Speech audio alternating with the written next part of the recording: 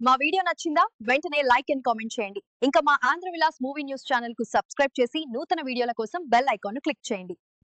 గత కొన్నాళ్లుగా mid range హీరోల పరిస్థితి దారుణంగా మారింది. అలాంటి వారిలో శర్వానంద్ ఒకడు.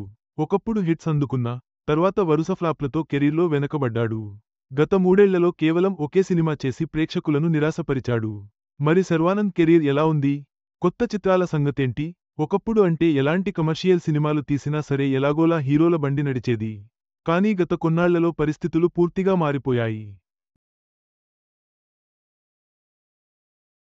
భారీ బడ్జెట్ పాన్ ఇండియా చిత్రాల్ని చూసేందుకు ప్రేక్షకులు ఎక్కువగా ఆసక్తి చూపిస్తున్నారు.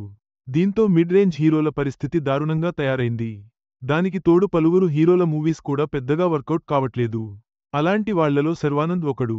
ఇంతకీ ప్రస్తుతం ఈ హీరో ఏం చేస్తున్నాడు? కొత్త మూవీస్ సంగతేంటి? గమ్యం, ప్రస్థానం లాంటి సినిమాలతో గుర్తింపు తెచ్చుకున్న శర్వానంద్ సోలో హీరోగా నిలదొక్కుకోవడానికి బాగానే కష్టపడ్డాడు.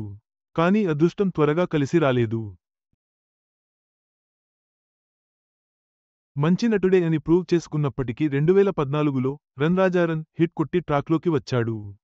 అలా మళ్లీ ఇది రాని రోజు, ఎక్స్ప్రెస్ రాజా, మహానుభావుడు లాంటి సినిమాలతో సక్సెస్ అందుకున్నాడు.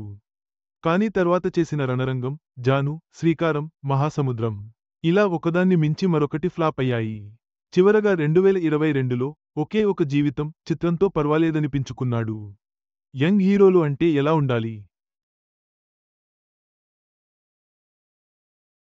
పెద్ద హీరోల్లా కాకుండా ఏడాది కనీసం 1-2 సినిమాలైనా చేస్తూ ప్రేక్షకుల దృష్టిలో ఉండాలి. లేదంటే ఆడియన్స్ వీళ్లని మర్చిపోయే అవకాశముంది. అలాంటి శర్వానంద్ నుంచి గత మూడేళ్లలో ఒక్కటే సినిమా వచ్చింది. అది గతేడాది రిలీజైన మనమే. ఇది కూడా బాక్సాఫీస్ దగ్గర ఘోరంగా ఫ్లాప్ అయింది. ఈ ఏడాది ఏవైనా కొత్త చిత్రాలు తీసుకొస్తాడా అని చూస్తే ప్రస్తుతానికైతే ఆ సూచనలు కనిపించట్లేదు. 2026లో శర్వానంద్ నుంచి ఏకంగా 3 సినిమాలు థియేటర్లలోకి రాబోతున్నాయి.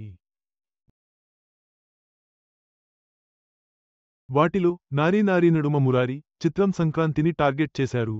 కొన్ని రోజుల క్రితమే పోస్టర్ కూడా రిలీజ్ చేశారు. కానీ పండకు చిరంజీవి, ప్రభాస్ లాంటి స్టార్ హీరోల మూవీస్ ఉన్నాయి.